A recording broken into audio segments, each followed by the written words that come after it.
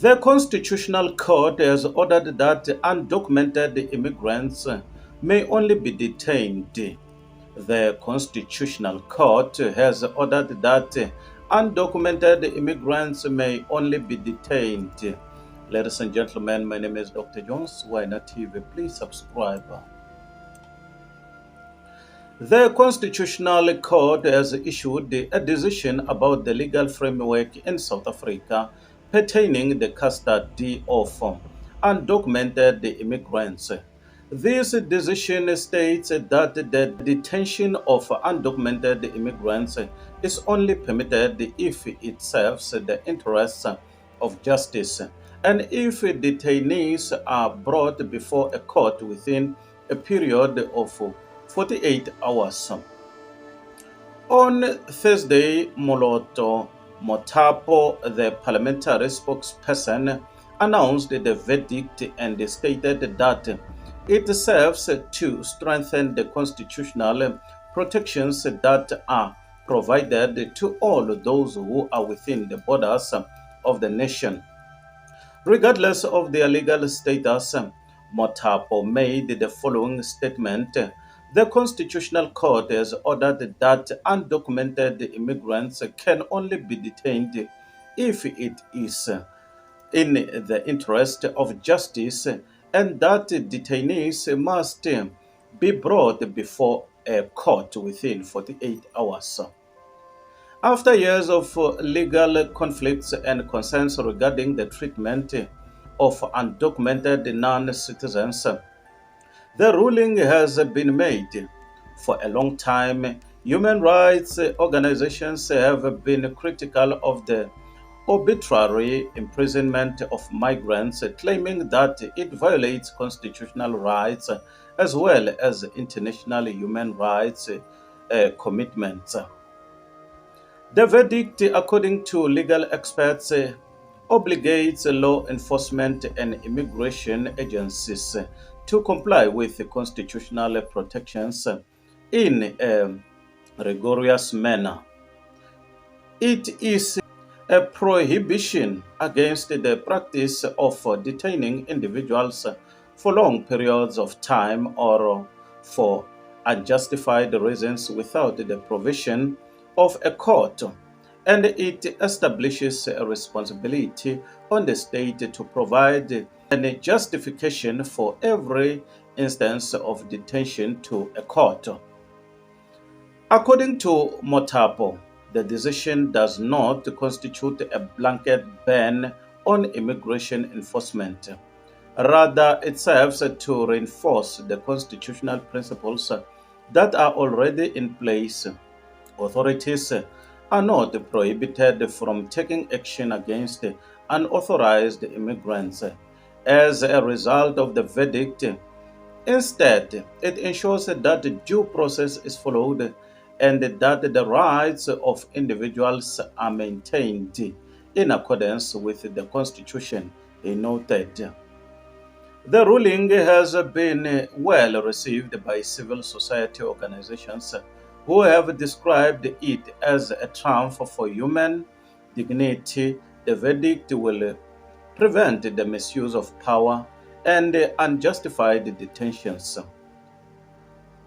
According to lawyers for human rights, which have frequently left migrants vulnerable and without redress, on the other hand, the Department of Home Affairs pointed out that the ruling would need making modifications to operations.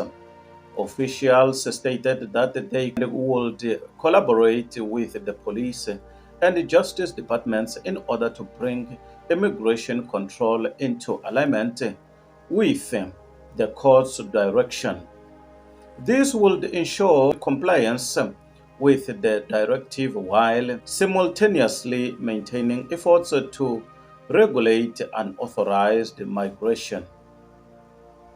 Analysts are of the opinion that the ruling strikes a balance between national security and human rights. It sends a strong message that constitutional safeguards cannot be ignored. even when it comes to the execution of immigration rules. Going forward, the decision is expected to establish a precedent for similar cases and to reinforce South Africa's dedication to both the rule of law and the preservation of human rights. Someone commented and said, Pambili Gedudula Pambili. Ladies and gentlemen, my name is Dr. Jones. Why not TV? Please subscribe. Bye for now till we meet again next time. Subscribe. This is the last time I'm vying for president in Uganda. I will never vie again after 2026. So I urge all Ugandans to come out in large numbers and vote for me for the very last time. I have few projects that I want to finish. This is the last time I'm vying for president in Uganda. I will never vie again after 2026. So I urge all Ugandans to come out in large numbers and vote for me for the very last time. I have few projects that I want to finish.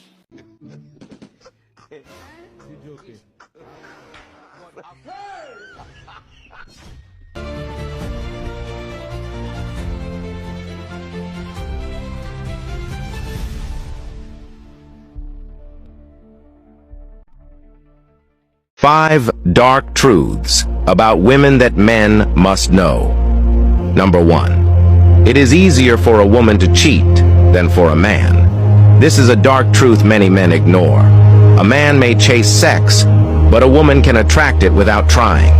With one smile, one compliment, or even just her presence, she can have multiple men pursuing her. Temptation is always around her. Cheating for a man often requires pursuit. Cheating for a woman often requires only consent. That's why women who lack self-control or discipline can fall into infidelity more easily than men. A woman with loose boundaries will not struggle to find an opportunity to cheat. Opportunities surround her daily. That is why loyalty and discipline matter more than beauty. It is not her opportunity to cheat that defines her. It is her decision to say no. Number 2. Women love sex more than men, but they hide it. Society has painted men as the sex-driven ones, but here is a truth most men don't realize. Women love sex just as much, if not more, than men. The difference is, women have learned to conceal it better. A man will be vocal about his desire, but a woman will cloak hers behind shyness, silence, or playing hard to get. Don't be deceived. Under the right atmosphere of love, trust, and attraction, a woman's passion can outpace a man's. This is why many men are shocked when their wives or girlfriends demand more intimacy than expected. But because women hide it, some men get careless, thinking women don't value sex as much. That's why men lose their women to other men who simply understood this truth. A woman may not shout her desire, but never mistake silence for disinterest. Number 3. Women are attracted to stability, not just love. A woman may love your jokes, your vibes, and your smile, but let's be brutally honest. Love alone is never enough. Women are wired to seek security. That security can be financial, emotional, spiritual, or all combined.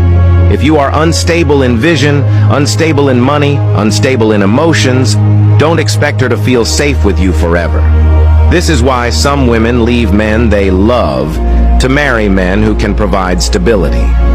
It's not always greed, it's wiring. Women think long-term. Can this man take care of me and my children? Can I trust him not to collapse when storms come?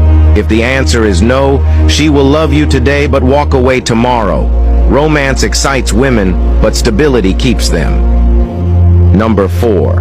Women can love you and still leave you. This is one of the hardest truths for men to accept.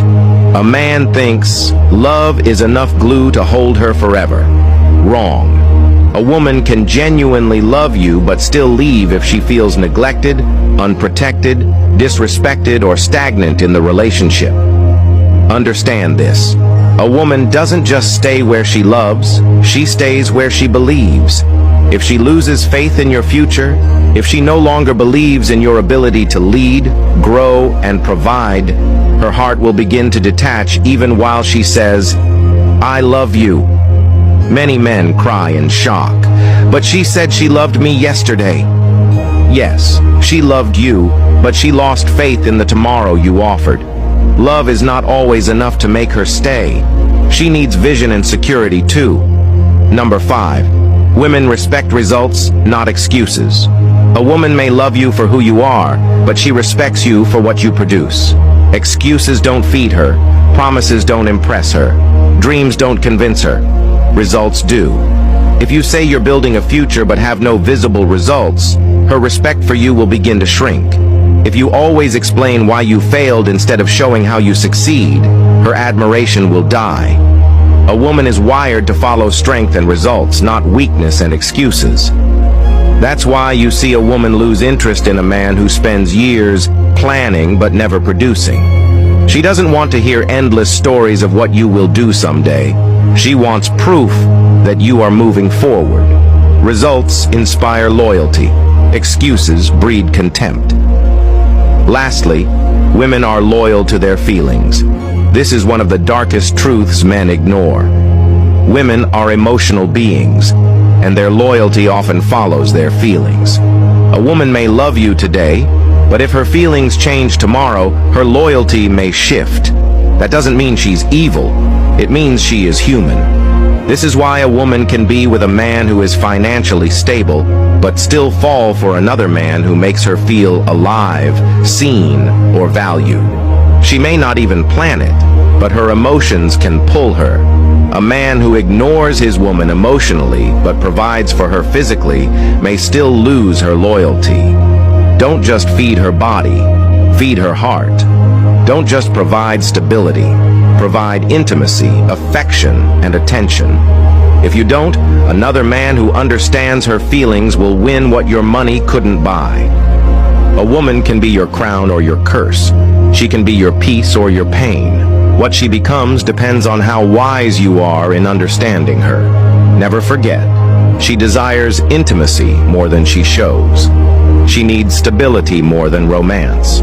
She can love you and still leave if you stagnate. She respects results more than excuses. She is loyal to her feelings, not just your words. Bro, open your eyes. Don't enter love blindly. A woman will not always say these truths, but they will always govern her actions. If you master them, you will enjoy them. If you are not following me, you may not see me again. Like and follow this page for more amazing contents like this. A Bramley mother is calling for urgent action. That's against what she's called medical xenophobia. 21-year-old Grace Banda alleges that her child has died after being denied access to 2 local clinics in Alexandra, Masakane, and 8th Avenue Clinic. 1-year-old Praise Banda was rushed to a local clinic in Alex as he was vomiting and had a runny stomach. The mother alleges that members of Operation Dudula barred her from getting in as she does not possess a South African ID. The child subsequently passed away. Zola Sholwana tracking that story for us, joining us live now. Sad scenes ultimately here. Question marks are who then answers. Zola, good afternoon. A very good afternoon to you, to Arabile. And of course, those are the questions that we need authorities to answer to, because we have heard about, such actions where members of Operation Dudula have been, refusing foreign nationals access to local clinics several weeks ago. And we heard the MEC of Health in Gauteng, urging them to refrain from doing that because, the Constitution of South Africa guarantees everyone within its borders to have access to basic health care. Let's actually get to speak to someone who works very closely with these, clinics that are around this area, just to get a sense of what, really happens. Ma'am, thank you very much for your time.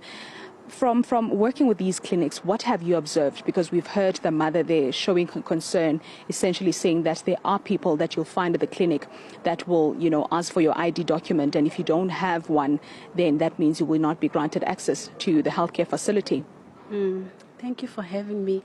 For a number of weeks now, we've been observing that there would be members of the community outside the clinic, some wearing T-shirts of Operation Tudula or identifying as Operation Tudula or members of Patriotic Alliance.